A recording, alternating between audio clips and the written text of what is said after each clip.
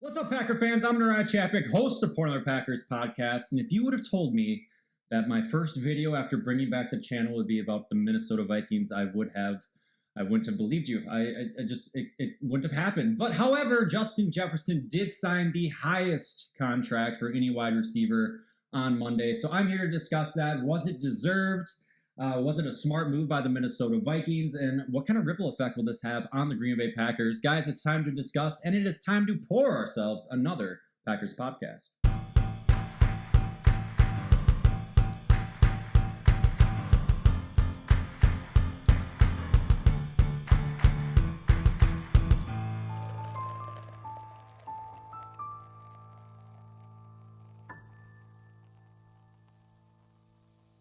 Now, every time one of these contracts gets signed, we as humans always tend to overreact and say, man, that is just the hugest amount of money. Why are they paying these players that much money? But it needs to be stated that, A, the NFL is a huge business, continually has grown year over year, the biggest sport in the entire world. The salary cap has subsequently grown year over year to keep up with that. And really, if you boil in inflation, our old friend inflation, into the equation, players like Jerry Rice, DeAndre Hopkins, and yes, even Tyreek Hill all technically got bigger contracts or more massive contracts when they signed theirs in all their respective time frames. But let's dive into Jefferson's exact contract. On Monday, Justin Jefferson signed a 4-year, $140 million contract with the Minnesota Vikings, $89 million of which is fully guaranteed. He'll collect $38 million in 2024, $32 million in 2025, and $18.75 million in 2026. Then in 2027, his cap number will jump up to that 18.8%. That's, of course, guessing that the salary cap kind of keeps pace with the same growth that it's currently on. He will make $35 million annually as the number one receiver in the NFL. And that annual per year percentage, or a number, I should say, is now surpassing A.J. Brown, who's in second at $32 million. He signed his contract just a few months ago.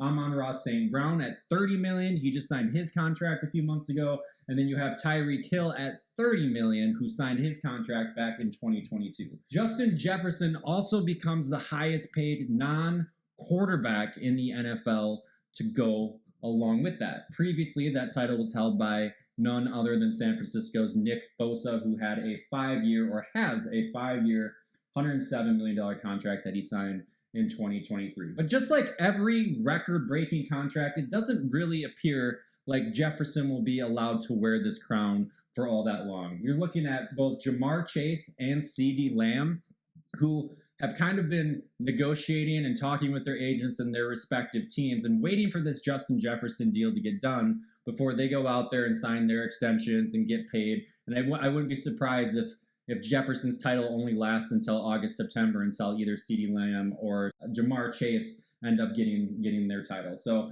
my biggest question out of this entire signing, out of this entire contract, is, was it worth it?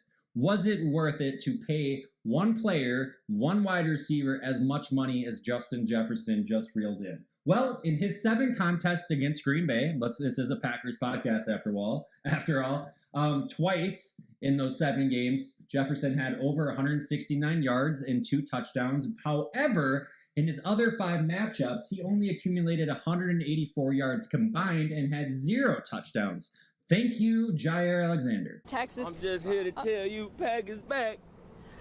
You heard it from a fan right here. Undoubtedly, though, Justin Jefferson is an absolute beast to try and tame. Through his first 4 seasons in the NFL, he averaged 1,475 yards and 8 touchdowns a season. And that's factoring in 7 games that he missed in 2023 when he was out with injury, where he still put up, last year, 1,074 yards and 5 touchdowns. 19th overall out of all the wide receivers, and he played 7 less games. That's just absolutely insane. But if you only look at his 60 games that he's played in his career, Jefferson has averaged 98 yards a game.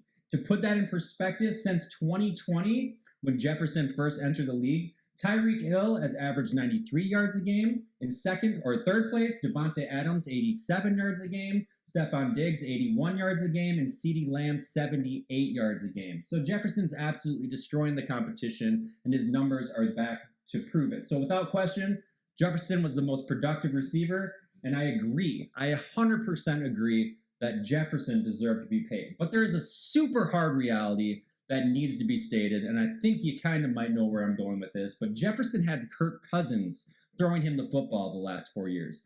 And moving forward into this season, he has newly drafted rookie quarterback J.J. McCarthy from Michigan now throwing him the ball. Now, I'm going to get into the whole J.J. McCarthy thing in a subsequent video, probably something that I'll post next week. I'm going to rank all the NFC quarterbacks, and I'll kind of give you a little sneak peek that I don't think McCarthy is going to really crack the top two on that list, but undoubtedly, a rookie quarterback will result in lower production from Jefferson. And as an example, you don't have to look any further than Devontae Adams. In 2021, with Aaron Rodgers, Adams played 16 games, had 1,500 yards receiving, averaging 97 yards a game.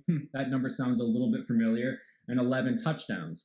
However, in 2023, under Aiden O'Connell, Jimmy Garoppolo, Brian Hoyer, in 17 games, he had 1,100 yards receiving, averaging 67 yards a game, and only 8 touchdowns to go with that. So there will be a drop-off. I strongly believe there will be a drop-off in production with a different quarterback under center. A rookie quarterback can and should perform better with a top-tier wide receiver, and a rookie quarterback allows you to pay top dollar for a top-tier receiver. But with Kirk Cousins off the books, the Vikings didn't have any reason not to pay Jefferson. Minnesota made their decision months ago, weeks ago, probably even a year ago, that we're not going to re-sign Kirk Cousins. We're going to free up that space. We're going to pay Justin Jefferson. And subsequently, Jefferson is now the happiest man in the entire world. But that brings me to my final point and my final thoughts on this video. Can successful teams have both a top-tier wide receiver and a top-tier quarterback?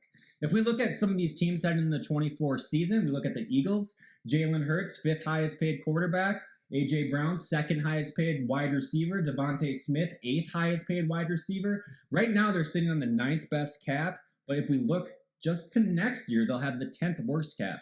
We're going to figure out real quick with the Eagles whether or not paying these 3 positions, all that sums of money is really going to result in any different results for an organization if they're going to get these Super Bowls. You look at the Lions. We're not talking about last year Lions. I'll get to that in about 10 seconds here. But if we look at this year, they're paying Jared Goff $53 million. He's the 2nd highest paid quarterback right now. I'm on Ron saying, but Brown is getting paid $30 million. He's the 3rd highest wide receiver.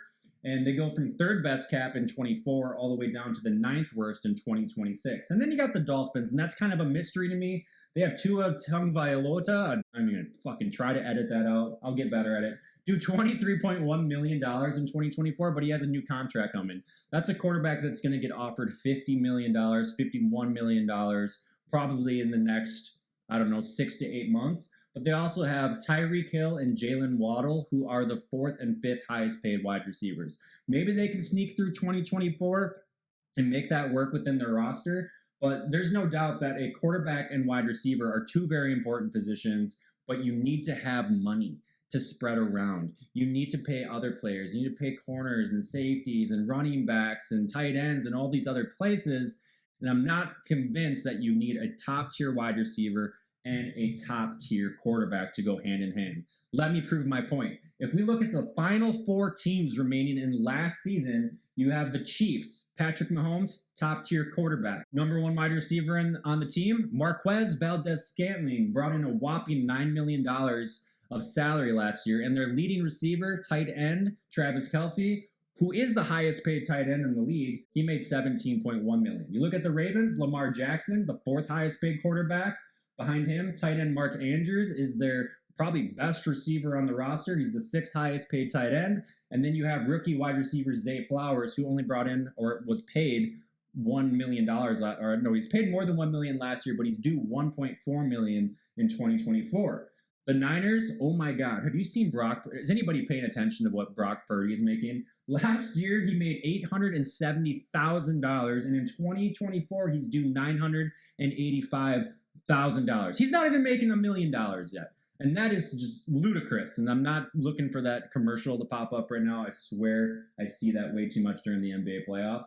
But outside of Brock Purdy, who is a skilled and proven quarterback through these last 2 seasons, tight end George Kittle, $15 million a year. Brandon Ayuk at wide receiver, $2.3 million. Deebo Samuel at $11.3 million. And then you have their running back, Christian McCaffrey, at $12 million in 2023. And yes, McCaffrey did just sign an extension yesterday that gave him an additional $19 million a year. But that's the point. You can either pay one receiver a shit ton of money and maybe pay your quarterback that equal amount, but what do you have around you? I just don't believe that you can have both pieces around you. So what do all 4 of those final teams have in common? They have a top 10 quarterback.